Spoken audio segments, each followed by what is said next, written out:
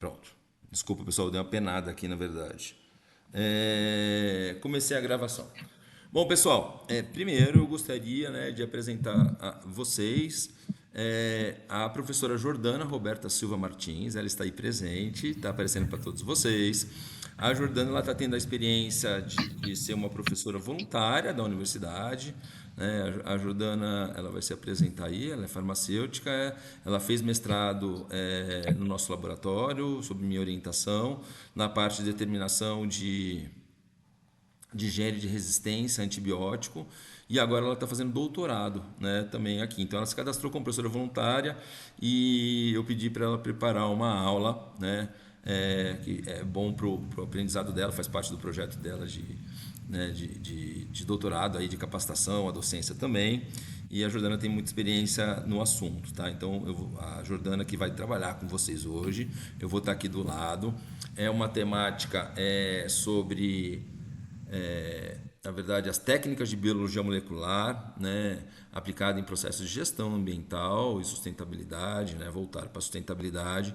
E a Jordana, então, vai conversar com a gente aqui um pouquinho sobre o assunto. Então, eu gostaria de dar as boas-vindas à Jordana. Tá? Bem-vinda, Jordana. A palavra é sua. Depois, eu quero saber se você consegue compartilhar, apresentar a tela do seu computador. Eu acho que consigo, sim. Perfeito, Jordana. Então, por favor, né, pode se apresentar e começar aí. Bom, gente, boa noite. Primeiro, obrigada, Gunter, por ter me convidado a estar aqui com vocês hoje. Bom, como o professor já falou, meu nome é Jordana, eu sou graduada em farmácia pela Unifal, sou recém-graduada no mestrado em ciências ambientais, sob orientação do professor Gunter, e do mestrado eu já caí direto no doutorado, também sob orientação do professor Gunter. A gente trabalha com a parte de resistência bacteriana e está sendo um desafio aí bem legal e bem interessante. De antemão, eu queria pedir desculpa para vocês, porque eu moro numa avenida muito movimentada, então pode ser que às vezes tenha alguns barulhos aqui, mas a gente vai tentando controlar. Deixa eu só ver se eu consigo compartilhar a minha tela aqui.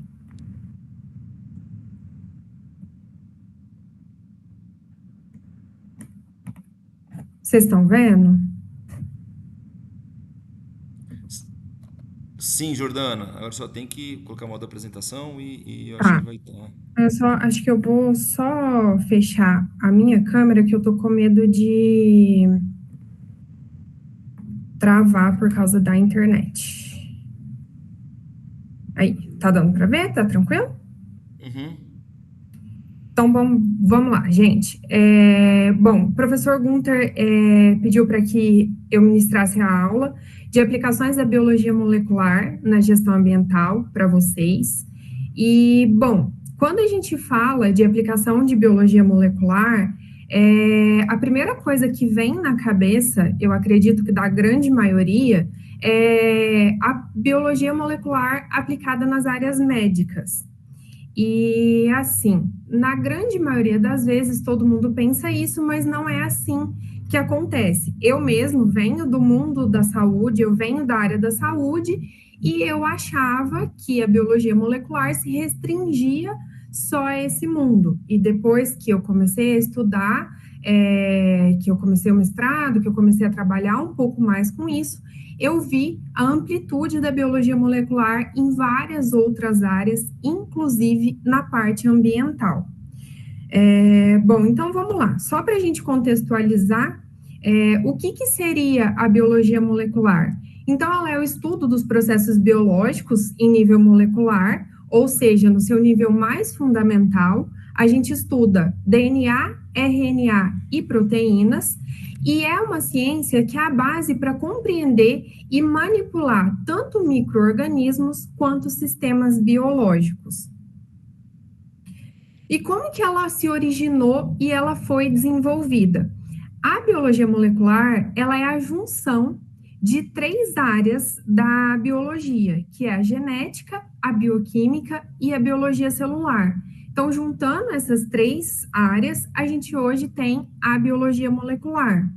E ela foi surgindo e se desenvolveu a partir de estudos com bactérias, fungos e vírus. Eles foram fundamentais para o desenvolvimento de muitas técnicas que a gente tem e a gente usa atualmente. Dentre todos os marcos da biologia molecular, um que é muito importante para a gente e é recente, se a gente for pensar, ele data de coisa de 70 anos, é a descoberta de como a estrutura, da estrutura dupla hélice do DNA por Watson e Crick. Então, eles foram cruciais para a gente descobrir que o DNA era formado por uma dupla hélice. O DNA já havia sido descoberto, né? E eles descobriram a dupla hélice do DNA. Bom, aqui é só uma cronologia, só para a gente ter uma ideia de quando surgiu a biologia molecular. Ali eu acabei de falar que a dupla hélice ela foi descoberta em 1950, mas antes disso a gente já tinha estudos, né, que eram voltados aí para a biologia molecular. Então a gente começa ali em 1866 com Mendel fazendo a técnica de hereditariedade com as ervilhas. Depois a gente tem em 1869 a descoberta do DNA, 1888 a descoberta dos cromossomos, 53 a descoberta da estrutura do DNA, aqui em 1972 a descoberta dos genes, em 77 o sequenciamento, que também foi um marco muito importante na biologia molecular. Em 2003 a gente tem o projeto do genoma humano, 2005, o sequenciamento de nova geração, e 2015, a iniciativa da medicina de precisão. Aqui é uma cronologia que parou em 2015, a gente tem aí, depois disso, 10 anos de estudos, então muitas outras coisas foram estudadas e foram descobertas, e hoje auxiliam a gente nessa técnica. Aqui eu trouxe só a título de curiosidade para vocês. Quando a gente fala em biologia molecular, a gente pensa muito na parte de clonagem humana. Então, aqui a gente tem a ovelha Dolly, que foi um marco na aplicação da biologia molecular. A ovelha Dolly ela foi clonada por cientistas da Escócia em 1995. Depois de várias e várias e várias tentativas de fazer esse clone, eles conseguiram, se eu não me engano, eles tentaram cerca de 300 a 400 vezes fazer essa clonagem, e aí no final deu certo e eles conseguiram clonar a ovelha Dolly, e eles só divulgaram o nascimento dessa ovelha em 1996, coisa de março, abril de 96, porque eles tinham medo de divulgar esse marco e a ovelha não progredir, não crescer, e aí eles acabaram aguardando para ver como ia ser, como que ia ser o desenvolvimento dela, e em 1996 eles divulgaram para o mundo inteiro a clonagem dessa ovelha. Depois disso, a gente teve a novela O Clone, que mostrava o clone de uma pessoa humana. Hoje a gente não tem estudos para isso, mas não são técnicas que são autorizadas. Atualmente, a gente tem muita técnica de clonagem de animal. Até eu estava olhando sobre a ovelha Dolly, eu vi que uma das Kardashians perdeu uma cachorrinha, e aí ela guardou uma parte da cachorrinha e pediu para que essa cachorrinha fosse clonada, enfim, por aí vai, várias e várias e várias outras histórias voltadas para essa parte da biologia molecular. E aqui, essas duas fotos, elas são fotos oficiais da ovelha Dolly. Ela está num museu na Escócia, e aí essas fotos elas são originais, a ovelha Dolly empalhada. Na verdade, ela não morreu, eles fizeram a eutanásia dela. Ela tinha cerca de 6 anos, porque ela já estava sofrendo de um envelhecimento precoce. Ela estava tendo doenças que indicavam que ela estava tendo envelhecimento precoce. Então, para não piorar a qualidade de vida dela, e como ela foi um marco, eles resolveram fazer a eutanásia da ovelha e empalharam ela, e hoje ela está exposta nesse museu da Escócia. E quais são as principais técnicas moleculares que a gente tem? Bom, a gente tem o PCR e o qPCR, a gente tem sequenciamento genético, a metagenômica e a bioinformática. Eu vou explicar um pouquinho de cada um deles só para vocês entenderem quais são os métodos que a gente aplica em biologia molecular. Bom, começando com o PCR é a reação em cadeia da polimerase, é uma técnica que vai amplificar o segmento de um DNA, ou seja, vai criar milhões e milhões de cópias daquele segmento específico de um DNA. E vai funcionar por meio de ciclos repetidos de 3 etapas principais. A desnaturação, que vai separar as fitas do DNA, o anelamento, que vai fazer a ligação com os primers, e a extensão, que vai fazer a síntese de novas fitas. Então, o PCR, em outras palavras, é uma técnica onde a gente reproduz em laboratório o que acontece no nosso organismo o tempo todo. O nosso DNA está em constante replicação, então é isso que a gente reproduz in vitro. Do PCR, a gente tem o qPCR, que é a quantificação de genes específicos. É um PCR, é um avanço do PCR, porque além dele amplificar o DNA, ele vai medir a quantidade de DNA em tempo real. Então, como que isso vai acontecer? A gente vai utilizar corantes que vão fluorescer e vão nos ajudar a quantificar esse material genético durante essa reação. O equipamento vai detectar essa fluorescência emitida a cada ciclo de reação e a gente vai conseguir detectar. Qual que é a variação do qPCR? A gente tem o RT-qPCR, que é a mesma técnica, só que ela é usada para quantificar o RNA. A gente tem o sequenciamento genético. Dentre eles, a gente tem o Sanger, o Illumina e o Nanopore. São processos que vão identificar a ordem das bases nitrogenadas, que vão formar o DNA de um organismo. E essa sequência, ela vai formar como um manual de instrução. Ela vai determinar as características biológicas e o funcionamento dos seres vivos. Então, ele vai dar para a gente as ordens certinhas das bases que formam o DNA de algum organismo.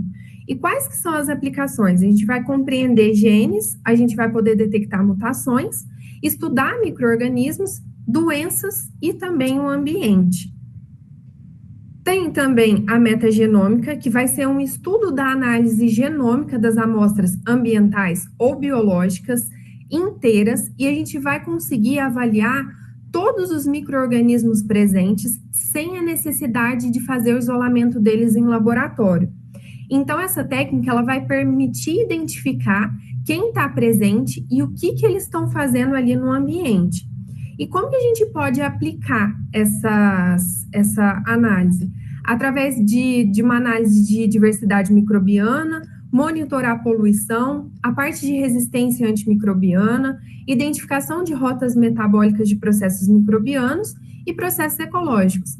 E a base para isso é o sequenciamento direto do DNA. Depois a gente tem a parte de bioinformática. Então, a bioinformática, ela é a interpretação desses resultados. É uma combinação entre a biologia, a computação e a estatística, e ela vem para ajudar a gente a analisar grandes volumes de dados biológicos, como as sequências de DNA e RNA. Então, para que serve a bioinformática? Ela vai ajudar a gente a montar os genomas, a identificar os genes, a comparar espécies e estudar as interações microbianas. E para a gente trabalhar com bioinformática, a nossa base é o uso de softwares e algoritmos para análise desses dados e um bom computador.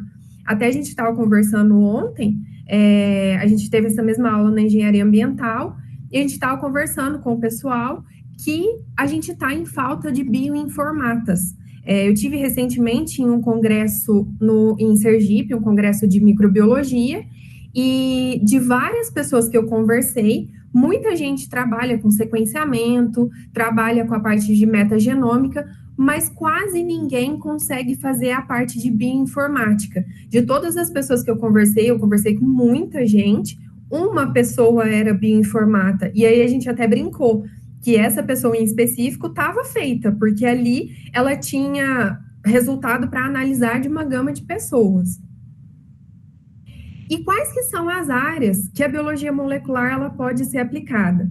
Então, igual eu já falei, na parte de saúde e medicina, é uma área que ela é amplamente aplicada, inclusive porque, para a gente, a parte de biologia molecular é uma parte muito grande. Na parte de terapia gênica, então, a gente consegue ver a questão de mutações, de doenças. Na parte de pesquisa forense, que a gente consegue detectar em alguma cena de crime ou um indivíduo não identificado através do DNA. Na parte de indústria farmacêutica, onde a gente tem o estudo da biologia molecular muito voltado para a formação de novas moléculas, novos compostos ativos, para formação de novos fármacos.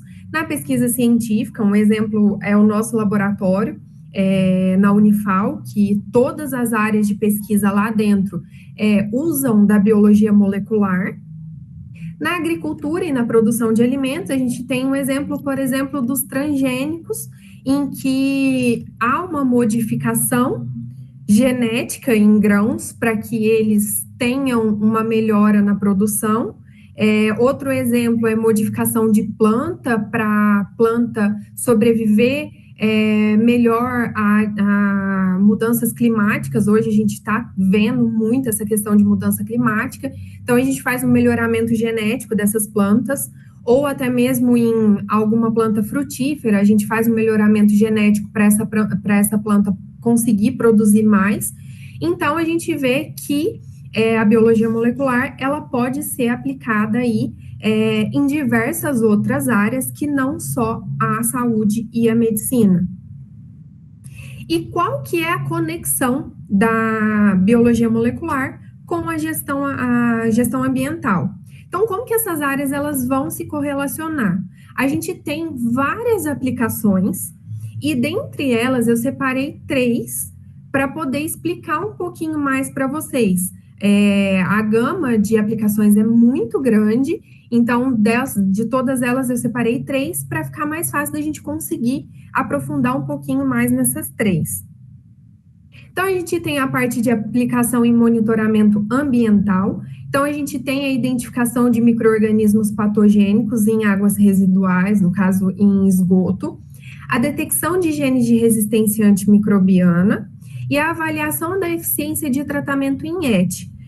Aqui um exemplo é o meu projeto de pesquisa. Eu faço monitoramento ambiental de água residual, onde eu avalio os genes de resistência presentes ali na amostra de água residual, tanto de estação de tratamento de esgoto, quanto de unidade hospitalar, e eu faço esse comparativo entre essas amostras, e a avaliação da eficiência de tratamento das ETs. Um exemplo são as ETs que trabalham com micro-organismos para auxiliar na remoção. Então, a gente precisa descobrir, através da extração do DNA, quais são esses micro-organismos que estão ali presentes e como que eles estão auxiliando na remoção e na eficiência do tratamento dessas estações de tratamento de esgoto. Depois a gente tem a detecção de contaminantes biológicos, que é o uso de biosensores e análise molecular para identificar micro-organismos, no caso, sejam eles bactérias, fungos ou vírus, em amostras de água, alimentos e ambientes. Então, a gente aplica isso muito em monitoramento de água potável e na segurança de alimentos. E a gente tem a aplicação em biorremediação, que vai ser o uso de micro-organismos para fazer a descontaminação, a degradação de poluentes orgânicos, no caso hidrocarbonetos ou pesticidas, a identificação de micro-organismos com potencial biorremediador, e a gente tem o auxílio da engenharia genética para aprimorar o micro-organismo degradador. Então, no caso, esses micro-organismos eles são geneticamente modificados para auxiliar a gente naquilo que a gente precisa, no caso, uma descontaminação ou a degradação de algum poluente, enfim. E aí a gente tem algumas outras aplicações. No caso, a gente tem o controle e a otimização de reatores biológicos e sistema de tratamento biotecnológico. Aqui a gente tem como exemplo lá no nosso laboratório também, onde tem várias pesquisas que usam reatores biológicos, e esses reatores a gente usa micro-organismos nesses reatores, então a gente precisa saber a comunidade que está ali, a avaliação da eficácia de processos de tratamento com base em perfis genéticos, o estudo da expressão gênica em micro-organismos sob estresse ambiental, a modelagem molecular e a simulação de interações entre os poluentes e enzimas microbianas, e a identificação molecular de espécies bioindicadoras de qualidade ambiental. Então, aí a gente vê que a biologia molecular, ela é amplamente aplicada na área de gestão ambiental. Fora os que eu aprofundei, a gente tem essas outras aplicações que também são muito importantes. Aí aqui, eu trouxe só um estudozinho de caso, só para vocês verem. No caso aqui, é o desastre de Mariana, que semana passada completou 10 anos. E no desastre de Mariana, várias técnicas de biologia molecular foram utilizadas ali para poder entender tudo o que aconteceu e também, no caso ali, para poder identificar os corpos das vítimas que foram afetadas pelo desastre. Então, quais foram os testes que foram utilizados lá, que poderiam ser e foram utilizados ali? Então, a análise metagenômica do solo contaminado. Então, eles conseguiram avaliar o que estava acontecendo ali, os micro-organismos, como que eles estavam reagindo àquele desastre, a identificação de genes associados à degradação de compostos tóxicos, a avaliação da perda da diversidade biológica e o monitoramento da recuperação ambiental ao longo do tempo. Até mesmo quando eu estava olhando a questão do desastre, eu estava vendo que até hoje o Rio Doce ele está contaminado, existem pontos dele em que a fauna aquática não pode ser o pessoal não pode fazer a pesca, não pode usar os peixes que estão ali, justamente porque o rio ainda está contaminado com a tragédia que aconteceu. E quais que são as tendências e as inovações e as novas fronteiras para a biologia molecular voltada para a área ambiental? Então, é a edição gênica em biotecnologia ambiental, o uso de biosensores moleculares para detecção rápida de poluentes e a integração com inteligência artificial para análise dos dados genômicos. E quais que são os desafios e as perspectivas quanto à biologia molecular dentro da área ambiental? Então, os desafios que a gente enfrenta atualmente é o alto custo de tecnologias moleculares, a interpretação de dados genômicos que são complexos, a necessidade de padronização de alguns métodos.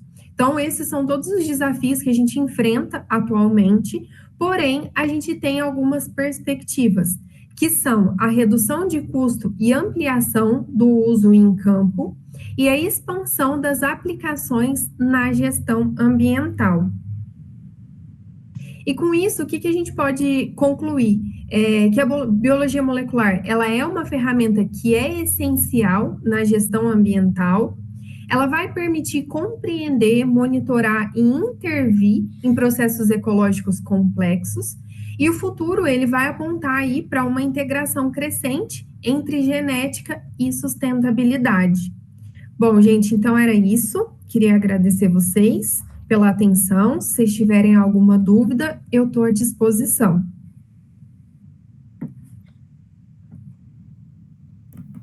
Obrigado, Jordana. Excelente aula, né, apresentando aí as principais técnicas de biologia molecular.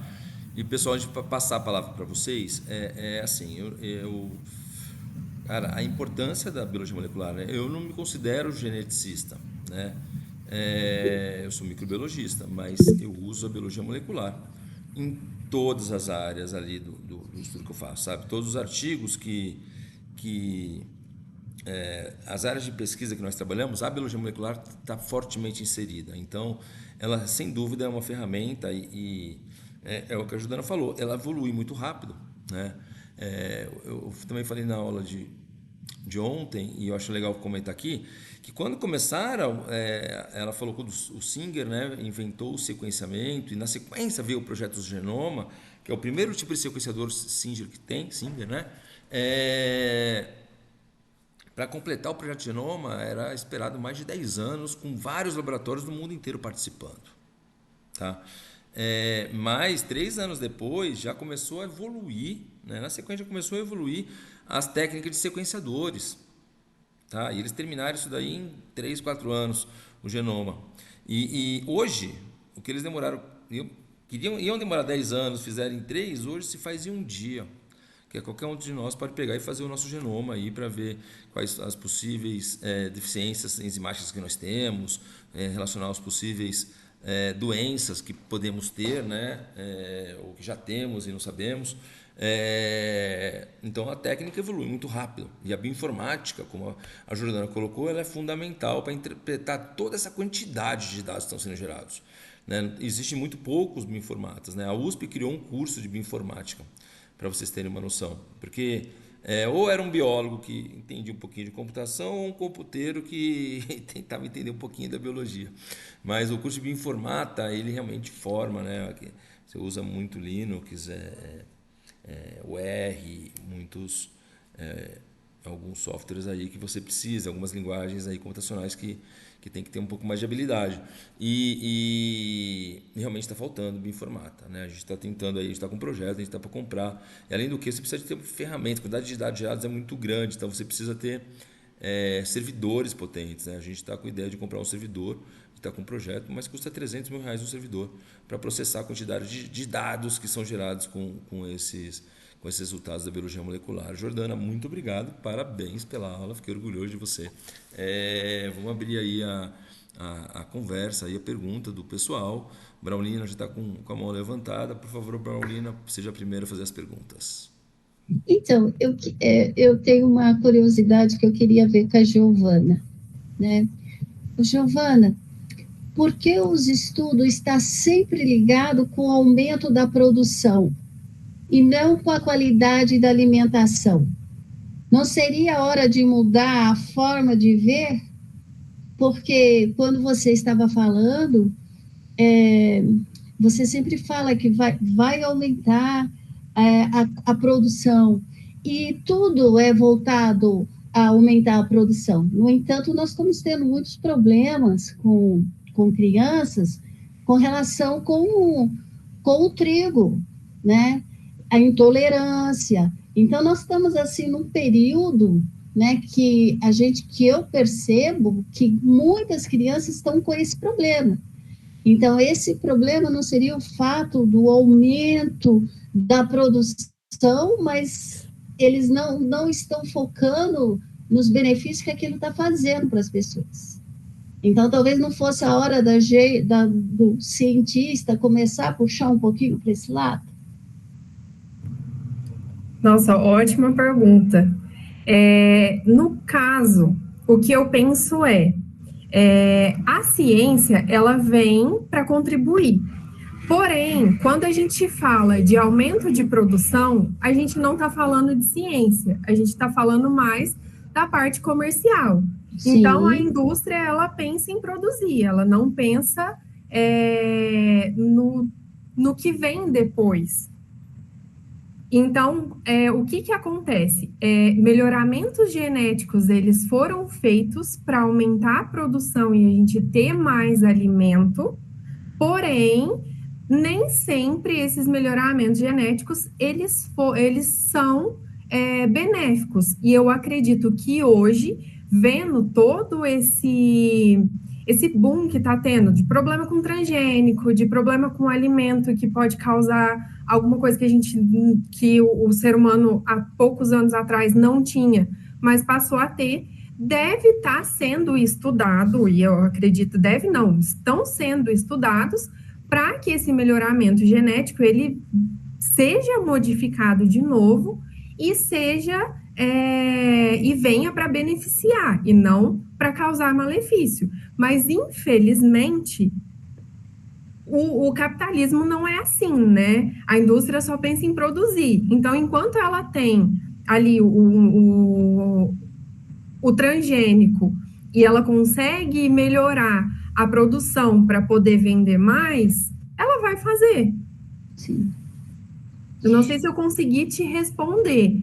Não, você me conseguiu responder, mas é uma questão interessante que eu acho, porque eu tenho 2 netos, uma neta de 5 anos e agora um netinho de 3, e eles não podem comer nada que tem leite, nada que tem trigo, nada que tem nada. É horrível, é horrível.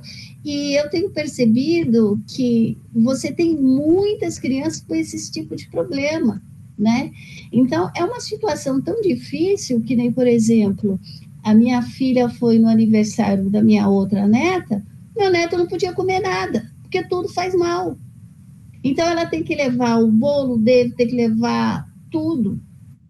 E a gente vê esse problema, né, na alimentação. A gente vê que esse problema vem causando problema de saúde, porque quando eles comem alguma coisa que tem, digamos assim, ou trigo, a lactose, eles ficam doentes. Eles têm dificuldade de respirar, sabe? É uma série de coisas, assim, super delicada. E é uma coisa que eu falo assim, poxa vida, com tanto cientista, tanta coisa, né? Eu acho que estava na hora de começar a dar uma organizada aí. Senão, minha filha gasta tudo com o médico. Pior que é assim mesmo, mas infelizmente é isso.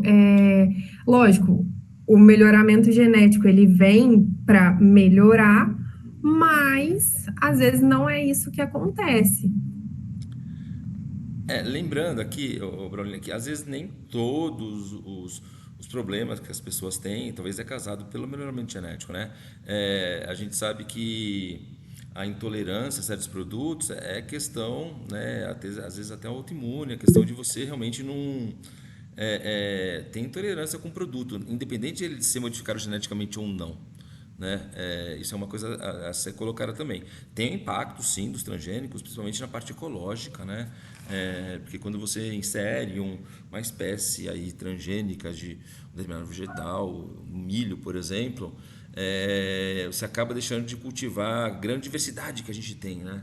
De milhos cultiváveis, e aí você acaba eliminando espécies mesmo.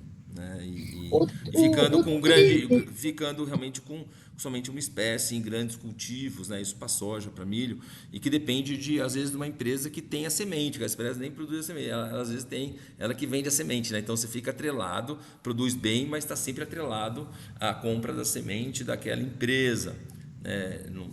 Não tô associando, né? Nem desassociando a questão dessa semente aí que foi modificada geneticamente, ao aumento, né? Eu acho que não tem um estudo que comprove isso, ao aumento da intolerância dos alimentos, por exemplo, né? Por causa disso. A intolerância ela acontece, né? Tem pessoas que são intolerantes à lactose, que não tem dificuldade de fazer a digestão da lactose, mas eu não sei se está totalmente relacionado, pode ser que esteja, né? Mas eu acho que não foi comprovado ainda cientificamente que está totalmente relacionado a essas, né? Ter feito essa relação entre aumento de intolerância a alimentos com as sementes modificadas geneticamente. Eu acho que era isso. Então, a questão do trigo, a gente sabe que houve uma mudança muito grande, porque antes os pés do trigo eles eram grandes, agora eles são tudo anão. Então, isso está trazendo problema, né? Isso daí já é um fato. Mas a questão aqui é o seguinte, com tanto conhecimento, com tanta coisa, será que não conseguiria fazer alguma coisa geneticamente para melhorar tudo isso? Mas aí... Continua a produção, mas melhore. Sim. Aí é uma briga que a gente não tem nem noção do tamanho da situação. Do É muito além do que tamanho, a gente imagina dos interesses que estão por trás disso, né? Infelizmente, é o com que a Joana falou, o certeza. capitalismo aí tá impondo quem consegue realmente, né, maior produção, mais dinheiro envolvido e a gente fica atrelado, né, simplesmente a compra de alguns fornecedores. Mas o Magno levantou a mão que estou curioso para ouvir o comentário do Magno. Fazer só um complemento aqui, algo que eu pensei, assim, eu viajei um pouco aqui no que Braulina falou. Braulina, vamos lá, se a gente pensar que os estudos que vêm, né, evoluindo na parte genética, vamos pensar lá no tempo dos nossos avós, nossos bisavós, quando a gente via aqueles meninos, todos dos buchos quebrados, grande.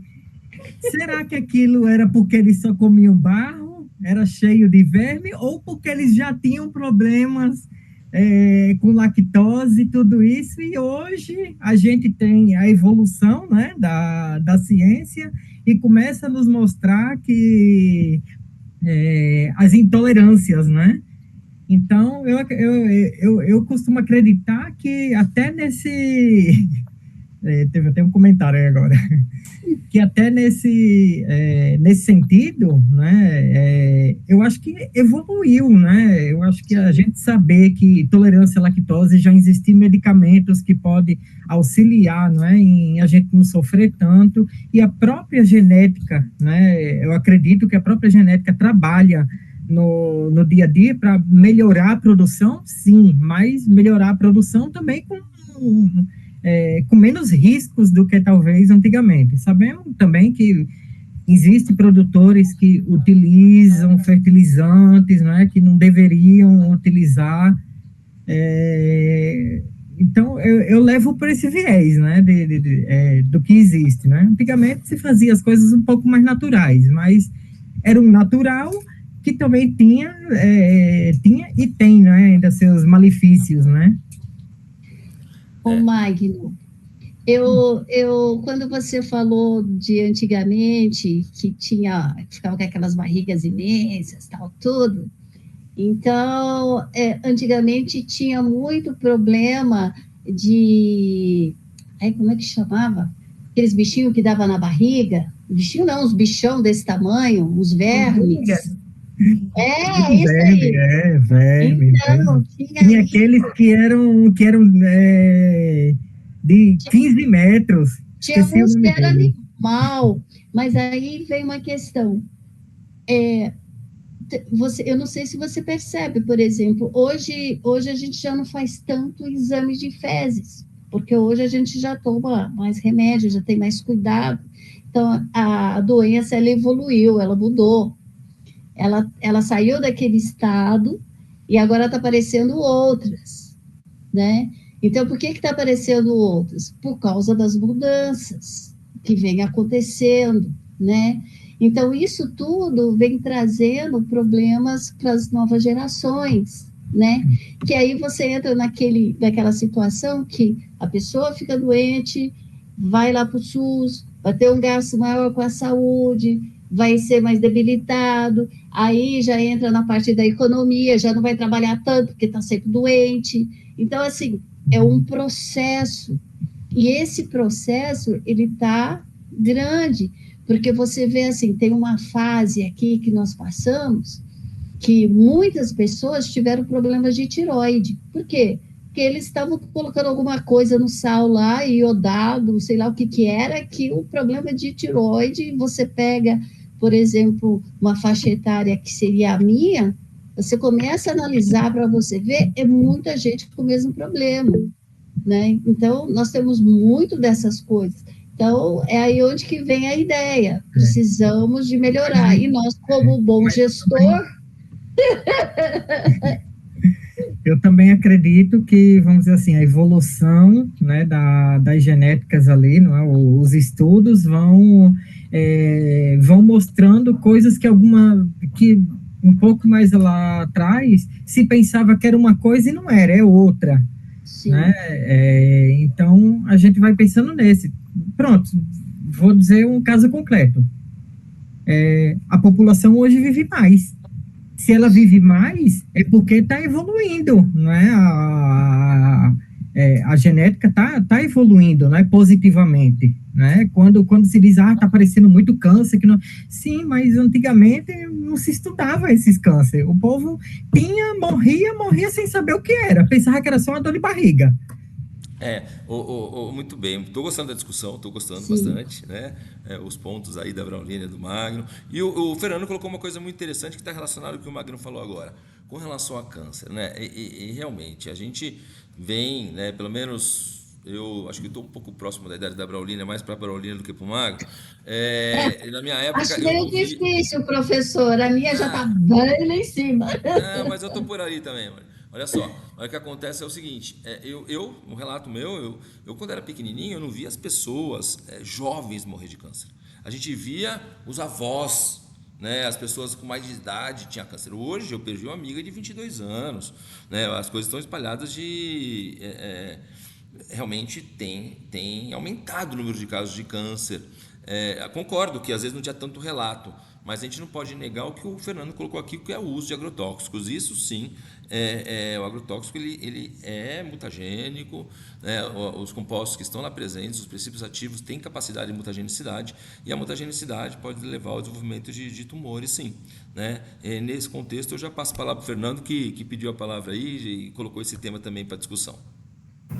Então, eu queria perguntar para a Jordana, assim, o debate está ótimo, assim, maravilhoso. Quais são os limites, assim, éticos e ecológicos, assim, para intervenção em códigos genéticos em espécies, assim, que compõem sistemas naturais, assim, complexos, assim? Já tem algo sobre isso? Já é um consenso e tal? Ou,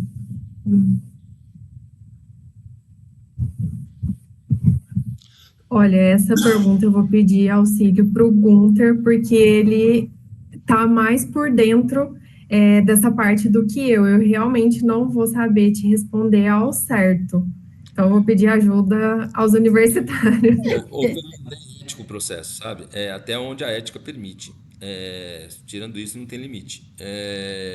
Assim, por exemplo, para a gente fazer um acesso a conhecimento genético de amostras, eu tenho que fazer um cadastro hoje. Se eu for acessar, por exemplo, um sedimento de um reservatório, eu vou colocar aqui mais a parte que eu atuo, tá?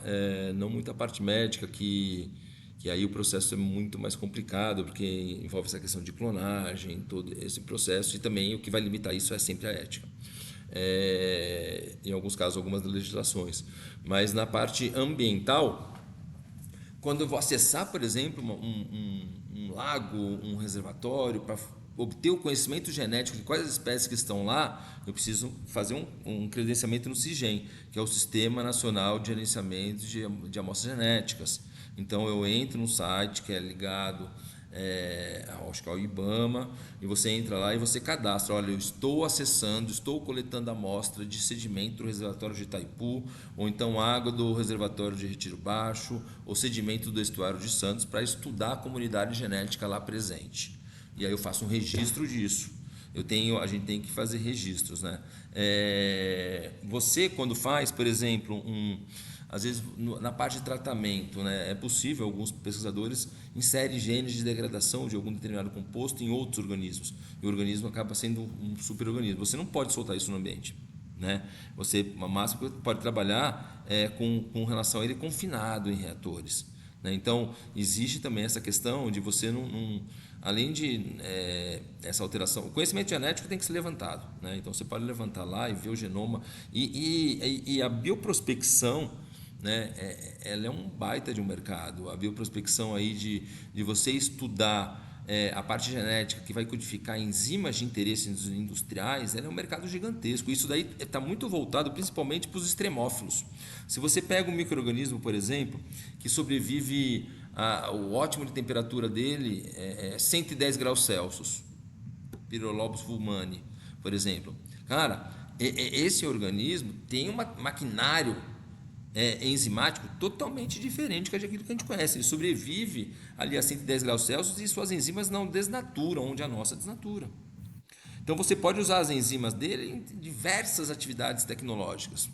E isso as empresas e a pesquisa está buscando. Está buscando aplicação e tudo com a parte genética. Então, eu acho que o conhecimento ele tem que ser levantado, né? Eu acho que o cuidado ele se dá muito em micro-organismos modificados geneticamente, aquilo que você está alterando, o que tem lá você precisa saber como funciona. E se a gente pode utilizar isso para algum medicamento, para alguma aplicação tecnológica industrial, né? Que já, por exemplo, hoje uma das enzimas que nós usamos para biologia molecular é a Tag DNA polimerase. E essa Tag DNA polimerase, ela funciona, é isso que eu falei, ela tem que resistir até 98 graus Celsius de temperatura, porque é a temperatura de desnaturação da molécula de DNA. E não é qualquer enzima que resiste a isso, mas isolaram esse ataque de um micro-organismo termofílico. Então, o micro-organismo termofílico ele existe. Então, cara, quem fez isso, deu um avanço na ciência, conseguiu fazer amplificações de fragmentos de DNA em laboratório, tá? A partir do momento do potencial dessa enzima. Então, esse conhecimento que existe aí, que a genética vai mostrar, eu acho que ele tem que ser executado sim, mas o cuidado está em você modificar geneticamente. Fazer modificações genéticas de micro-organismos, às vezes com interesse até do bem, mas você não pode simplesmente pegar isso daí e soltar no meio ambiente, tá? Você tem que, às vezes, eu estou trazendo a sua pergunta mais para a área ambiental que eu atuo. Você tem que trazer ele confinado, eu não posso fazer, por mais que seja uma superbactéria do bem aí que degrade um monte de composto, eu não tenho autorização para pegar isso daí e soltar ele para se espalhar no meio ambiente, porque vai desequilibrar a cadeia ecológica dos micro-organismos, né? Então, pode desequilibrar. Então, eu tenho que ter ele ali em laboratório, em teste, confinado, tá? Para que isso não se espalhe. Então, é muito relacionado à ética, viu, Fernando? Não sei se eu consegui responder a pergunta. Não, professor, você respondeu assim, eu fico pensando assim, porque tem muitas aplicações, principalmente no campo da biorremediação, assim, sabe? Mas, por exemplo, a gente também vê, o que mais a gente vê na televisão, por exemplo, é quando aparece, tipo, um rato que brilha no escuro, assim. Umas coisas, assim, que a gente para pensar, assim, sabe? Qual que é o limite, sabe? Só fazendo um adendo, o Gunter falou mais na área ambiental, mas na área médica, hoje, a clonagem humana ela não é autorizada. Porém, existem pessoas que guardaram materiais genéticos de entes que já partiram para, se um dia esse clone for autorizado, eles fazerem o clone humano. Isso é muito normal em laboratórios genéticos, mas não é autorizado. Já a clonagem de animal, em alguns locais do mundo, ela é feita, mas eu também não sei como é a legislação, mas eu sei que acontece. Quando você coloca a clonagem da ovelha Dolly lá, aparece um monte de clones que foram feitos depois dela. Ô Jordano, um bom exemplo para você colocar aí na apresentação é os cachorros do Milei, presidente da Argentina. Ele tinha um cachorro de estimação dele lá um tempo atrás que morreu, ele vem fazendo clone atrás de clones dos cachorros. É um outro exemplo aí para o dele eu vi a Dolly, aí eu vi as Kardashians, eu vi o dele. E assim sucessivamente. Esse pessoal, assim, geralmente faz clone um atrás do outro dos animais deles de estimação.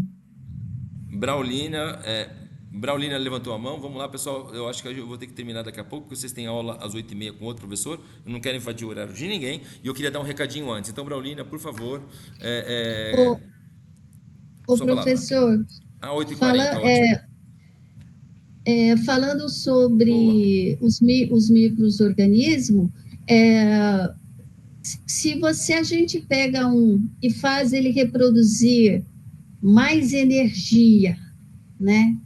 Digamos assim, de repente a gente queira que ele produza mais energia para trabalhar na parte de combustível.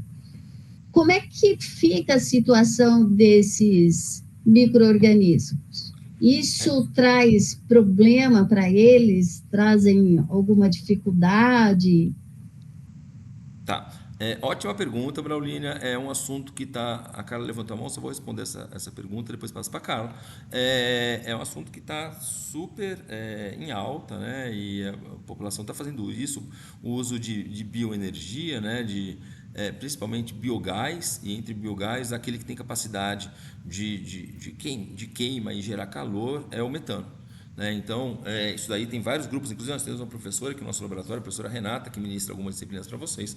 Ela trabalha na questão do biogás e os micro-organismos, você está falando puros micro-organismos, né? Cara, os micro-organismos, eles tá sempre crescendo a biomassa. Se você mantém eles cultivados em reatores, né? Falando para ter o consumo dessa energia do metano, você precisa ter isso sendo produzido de uma forma pontual. Né? Porque, por exemplo, áreas alagadas, você tem emanação de metano ao longo do reservatório como um todo. E isso não é legal, porque o metano é um gás do efeito estufa. O metano é 28 vezes pior que o CO2 com relação à capacidade calorífica dele. Então, o equivalente de CO2 metano é 28. Então, ou seja, não pode emanar metano.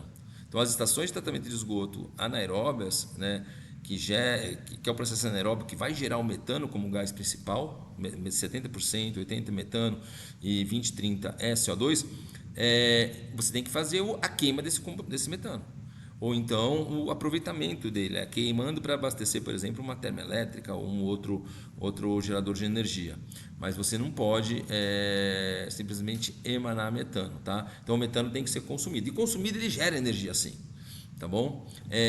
Então, nos processos onde visa a produção de biogás, no tratamento de esgoto mesmo, lixão, né? Você tratar resíduos, você tem que agregar isso com resíduos. Você tratando resíduos agroindustriais, tratando resíduos domésticos, você tem potencial de gerar metano em grande quantidade para ser comercial, né? Para você começar, porque o metano também tem um problema de você não conseguir comprimir muito ele.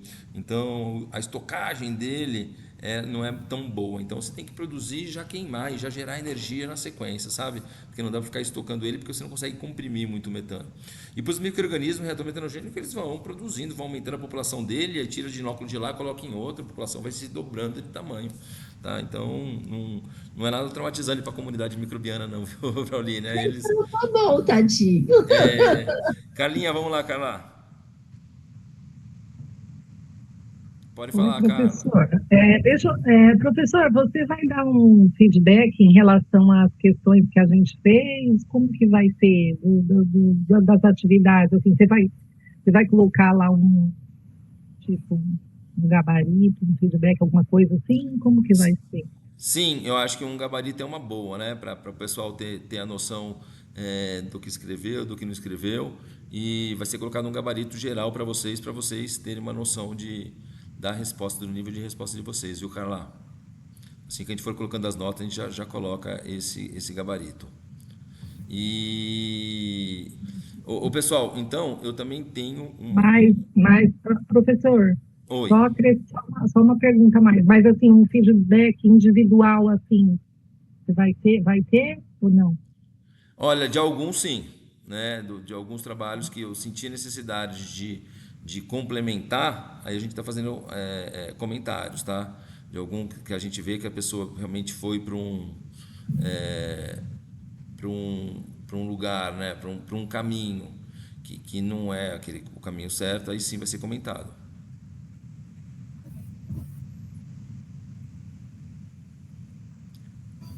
Oi, Carla, pode falar, tava no mudo. Não, eu só agradeci, obrigada. Ah, imagina, querida. O pessoal, olha só, foi colocado no Moodle uma aula prática, tá?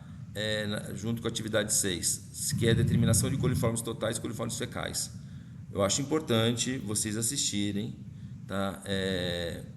Essa aula e vocês assistirem essa aula e fazer uma atividade dirigida que tem lá, tá bom? Porque essa aula, na verdade, ela mostra a importância de fazer ensaios de determinação de coliformes totais e fecais, né, para a verificação da qualidade de água.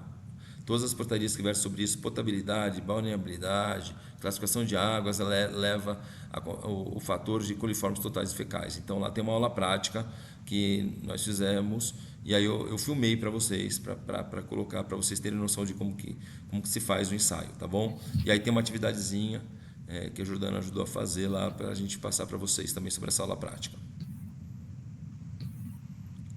Isso é no tópico 6? Isso, no 6. E no 7, essa aula de hoje vai para lá e já tem uma atividade dirigida. Tá? No Mas tópico o 6... tópico 6 não fechou já, professor?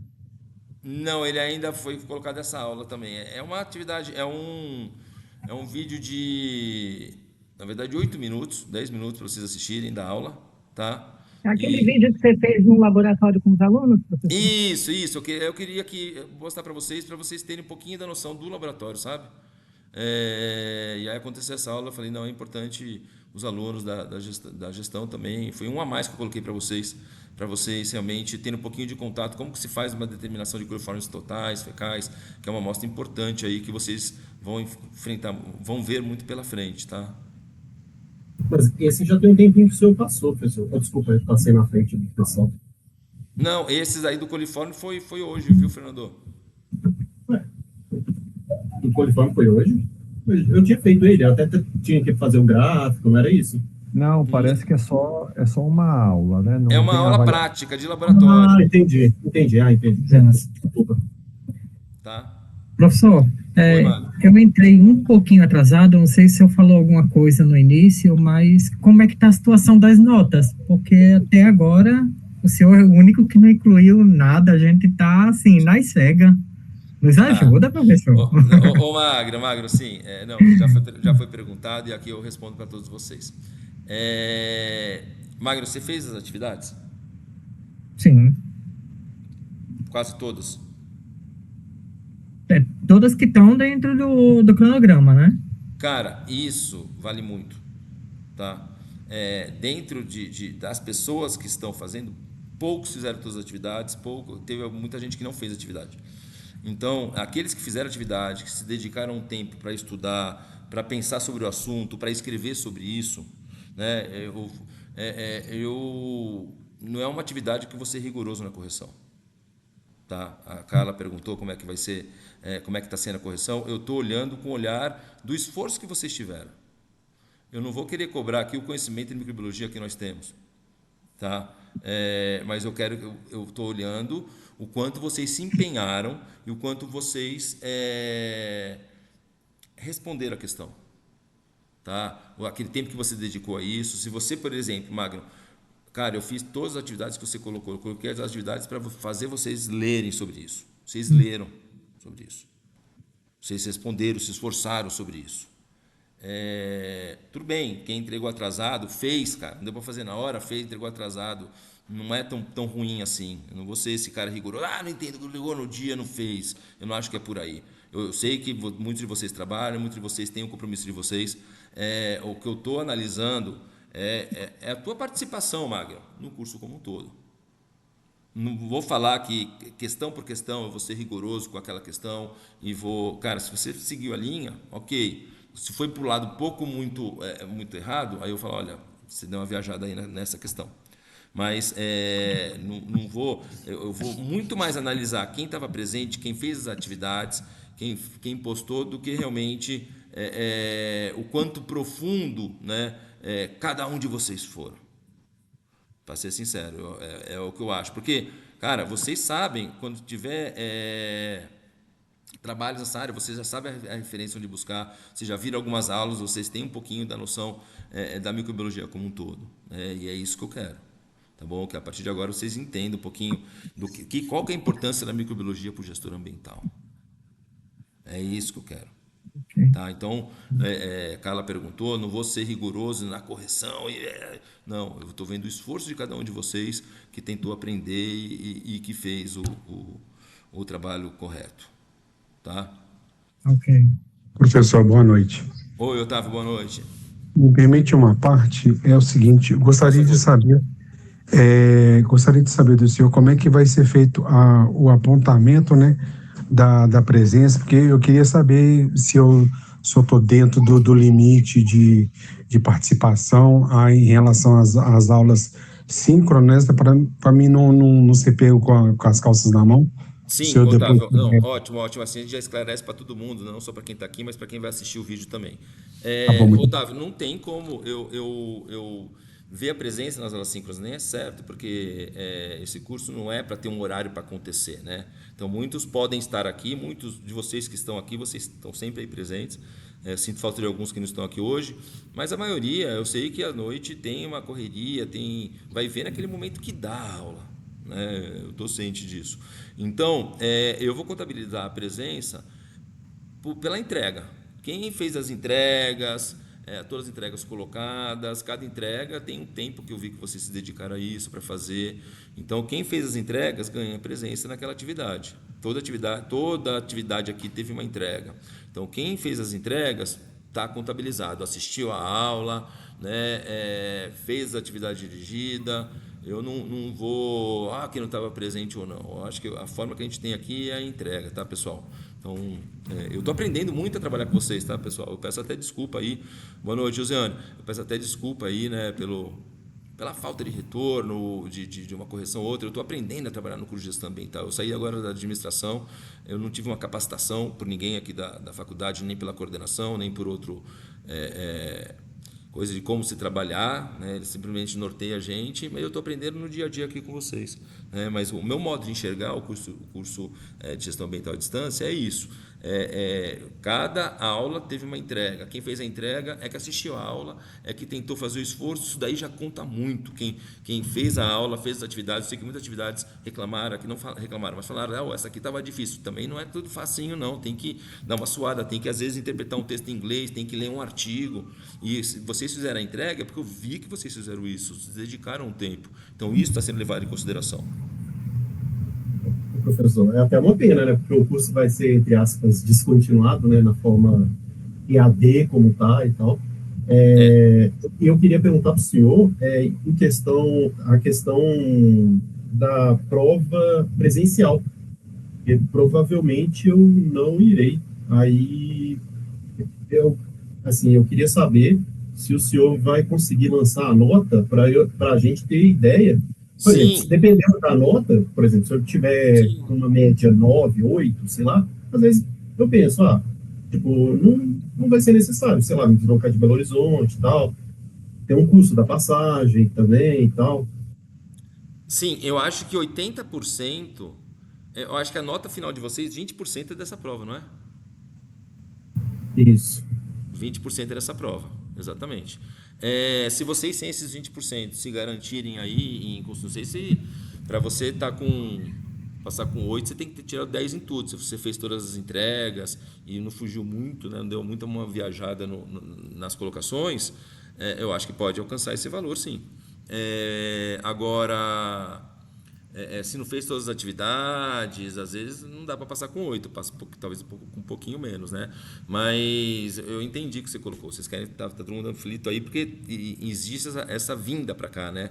Para alguns estão mais próximos, é até legal vir e vem, algumas pessoas eu sei que vêm, outras, os colegas aí realmente estão longe, se passou, se já foi suficiente, nem vem, né? Eu acho que é mais ou menos também, isso. acho que são 2 dias, né? E aí também tem a estadia, a alimentação. E, por exemplo, sei lá, se eu botar por baixo, vai ser no mínimo aí uns R$700, 600, por aí. De passagem, eu calculei e tal. Só uma colocação, gente, assim, eu falo porque no primeiro ano eu não pude ir, e no ano passado, sim, esse ano. É muito bom. É muito diferente você estar na universidade. A gente gasta, assim, um dinheirinho com estadia, alimentação a gente pode comer lá, pagar lá no RU, né? Mas assim, eu falo para vocês que dá um outro, assim, sabe, você pensar assim, eu estou cursando essa universidade, você conhecer os prédios. Um pertencimento, né, Carla? Pertencimento, é muito, eu sei que, assim, nós temos pessoas pelo Brasil todo, é difícil pela parte econômica mesmo, que tem um gastinho, por mais que você tente economizar, mas assim, o professor Gunter se comprometeu em levar lá em laboratórios que estiverem lá na sexta, né, professor? Quem sabe, né? Não, quem sabe não, vou levar, né? Eu sei que rolar. algumas pessoas já estão lá, vai acontecer uma visita no laboratório para mostrar para vocês tudo isso que eu falei para vocês aí, a gente vai mostrar ali no laboratório ao vivo, as coisas Professor, acontecendo. Eu pensei que a prova fosse no laboratório. Professor, eu A vou prova é estar com a minha única, né, carta. Carla? Eu não sei ao certo, eu nem sei como que é essa prova. Acho que eu Entendi. entrego algumas questões e isso daí vai para uma única prova, não é, Carla? A prova é única. Não, cada professor realiza, né, elabora as questões. Mas assim, gente, o que eu falo assim para vocês, assim, vocês que estão iniciando de 2025 ou 2024, porque o gás já está, tipo, a gente já está dando a partida já, né? Assim, se esforcem para vocês tentarem ir pelo menos um ano, principalmente em junho tem a festa junina, que é muito boa, porque é muito diferente. O primeiro ano que eu não fui porque eu não pude ir, né, por problemas, questões pessoais, mas assim, eu senti muito, quando eu vi o pessoal lá, eu falava assim, eu pensava comigo, eu queria estar lá. Então, é algo muito bacana, entendeu? Independente de nota, porque assim, a média é 6. Então, o máximo, se não for fazer a prova presencial, o máximo, você vai ficar aí com 8, entendeu? Você não vai ficar com 10. Com 10 só se você for na presencial e se você for bem também. E assim, eu vejo muito que fica com medo da prova presencial, porque fala assim, online é diferente, online você pode consultar, e a presencial é realmente uma prova, é só você e a prova, e não tem consulta. Mas assim, as provas não são pesadas, dá para fazer, é até um teste para a gente ver se realmente a gente aprendemos, absorvemos, entendeu? Aí você fica aquele tempo ali, são 5 horas de prova, se você quiser usar essas 5 horas. Você também não é obrigado a fazer todas as provas, se você quiser fazer aquela que você tá mal de nota, você vai fazer aquela, entendeu? Mas assim, eu aconselho muito antes de finalizar o curso, fazer um esforcinho e ir, para conhecer a Unifal, para conhecer, assim, o local que nós estudamos e para influenciar outras pessoas a estudar lá, porque realmente é uma universidade séria. Muito legal, muito bom, bom relato, cara. Realmente, gente, é um momento também, até para a turma se encontrar, né? Pra gente olhar, quem sabe à noite a gente sai para algum lugar para conversar, para confraternizar. Eu acho que é o momento mesmo de encontrar. Eu sei que é custoso, né? Eu acho que realmente quando a universidade pensa num curso como esse, deveria pensar num recurso para isso, tá? Porque a gente sabe que tem gente que não tem condições mesmo, né? Que está fazendo um curso à distância. Mas aí eu até peço desculpa pela universidade, porque é um pouquinho do planejamento e também das dificuldades que o ensino público, né, de uma certa forma, está passando, né? Mesmo tendo uma melhora nos últimos anos, ainda está época de vacas magras mesmo, né? Então a gente cortou muita saída de campo, a universidade vive uma complicação financeira, né? Até que agora eu tô tentando buscar recursos com prestação de serviço para a universidade, para que entre recursos na universidade através de prestando análise de água, de sedimento. Nós cadastramos um projeto de prestação de serviço, a gente está fazendo, por exemplo, para a Alcoa, para a CBA, determinação de alumínio, de sílica, para que vê se entra um dinheiro para o laboratório, para que a gente possa mandar aluno para congresso, contratar um estagiário, dar uma bolsa para um aluno, porque realmente se depender só do dinheiro do governo federal em si, ainda não está nos melhores momentos, não. Mas é isso, quem puder vir, eu acho que super, né, recomendo aí, eu estou junto com a Carla nesse sentido, quem puder fazer esse esforço vai ser legal, e aí eu me comprometo então na sexta-feira, o dia é na semana de a vinda, Carla, alguém? Oi, dia 27 e 28, né, Magno? Isso. 27 e 28. 27 e 28, então... É sexta e sábado. Sábado